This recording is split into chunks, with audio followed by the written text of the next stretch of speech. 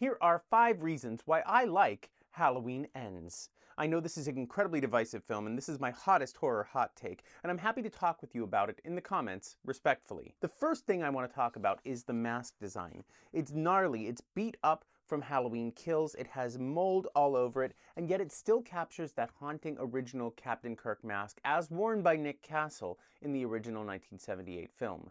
Not to mention the vintage Halloween masks like the Scarecrow and the Cat that Corey and Allison wear earlier in the film, and the masks are one reason to really love this movie. Secondly, I think this is a brilliant art film. The lighting, the cinematography, the music, all of this combines to make a cohesive and artistically realized film by David Gordon Green.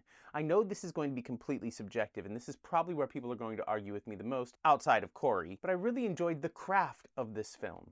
Then there's the opening. This might be one of the best cold openings in horror history. It's shocking, it's a gut punch, it's creepy. That kid is a little weird, and I think he might have caught the evil if it wasn't for Corey. I think this might be my favorite sequence since the trick or treat sequence in Halloween 2018 or the fireman sequence in Halloween Kills. And speaking of sequences, I think the junkyard sequence and the poolside sequence are two of the best examples of Michael on the prowl. Michael hunting in the poolside sequence was extremely reminiscent of 1978, including an homage to the Bob Stab. And the junkyard sequence was absolutely brutal. If you take into consideration the radio footage as well, this shape is one of the most brutal we've seen. And lastly, I want to talk about the performances. James Jude Courtney was able to take Michael Myers on a character arc with a character who is the definition of a lack of character. He's just a shape. Jamie Lee Curtis found yet another side of Laurie Strode to explore, and Andi Matichak gave a performance that was the best out of anything I've seen her in. She's grown a ton as a performer. But let's talk about the shape. The shape in this film, and I think this is where people get hung up, is a lack of character.